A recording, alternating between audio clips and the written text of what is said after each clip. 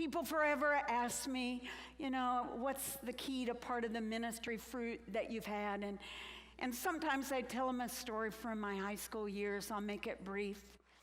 But it was the beginning of I will not go out free from me in a personal way. And I think it set the die for the journey. But most of you, if you'd been with me many years ago in high school, you would have told me I was legalistic and would have not appreciated my decision. I went to a very large public high school in Indianapolis, Indiana, named Broad Ripple High School. And it was pretty prominent high school at that point. I was my senior year. The senior sponsor called me in and said, "You've won. On the nominating ballot, you're 3 times ahead of all the other female nominees. You've won prom queen, and I want to know." I hear, and this is her exact language. Her name was Mrs. Griggs. I hear that your religion, see, people don't know how to handle it, doesn't let you, all of that wrong, go to dances anymore. And so I just want to see if you'll at least come to the intermission of the prom. Let us give you the roses and the crown. If not, I'll take your name out in the nominating, but you're going to win it. So just come to intermission. And I said, hey, give me a little time to think, and that was code language for give me a little time to pray. Had the weekend.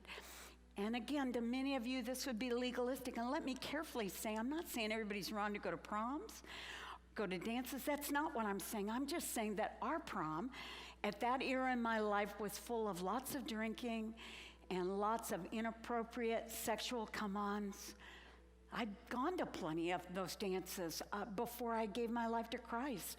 So again, I'm not making a statement on anybody else's choices. I just knew what went on at ours.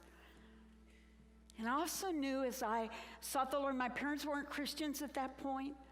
I had 2 opposite experiences. My parents at that point weren't Christians. My senior pastors, not Dennis and Colleen, but the pastors I grew up with, they were very by the book, and they would have told me I was going to burn in hell just for thinking of going to the prom. So I'm not going to ask them. But they were great people. And you know what? I laugh about it, but they taught me how to love Jesus all the way. Someday are people going to say that of you? So at any rate, I just sought the Lord that weekend. And I went back in on Monday morning and I said to the senior class sponsor of the large public school, hey, listen, not because it's my religion, blah, blah, blah. I just have decided to take a pass on that, so take my name out. My best friend went on to win prom queen and never knew it was me. And the night of the prom, I'd like to tell you that I was sitting in the living room of our little house on Cornell Avenue, and that the angels showed up in the living room and danced and sang with me and gave me a vision. None of that. I was sad. I was a kid. I wanted to go to the prom. Who didn't want to be prom queen? I still did. But listen to what in my heart of hearts I sense the Lord saying. Maybe it was me just needing to feel good, but I still remember it. I heard him saying, Jeannie, someday I'll give you roses that never fade and a crown that never tarnishes.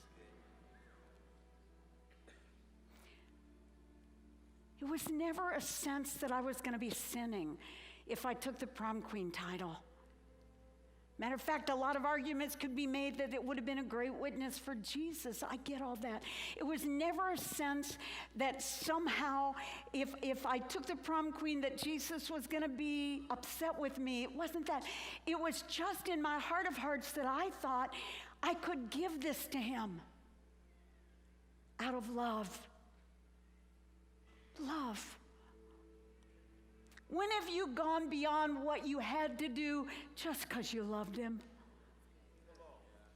Just because you loved him. If you're married to somebody, you know how it feels to do or not do some things for them, not because they're going to divorce you if you do or don't do it, but you know they would maybe like it better. What's happened to that kind of relationship with Jesus? And I want to remind you again what I said earlier. What you allow as leaders in moderation gives liberty to those around you to do in excess. There are a lot of things, and no, I'm not going to say them because I'll make you mad, that I choose not to do that I know would not send me to hell. Matter of fact, I know that I could argue that you can see it in Scripture and get by with it, but I've got a youth and young adult culture that's watching me, and if I do a little bit of it, too many of them will do a lot of it. Now you clap on that point, but how well do you live it?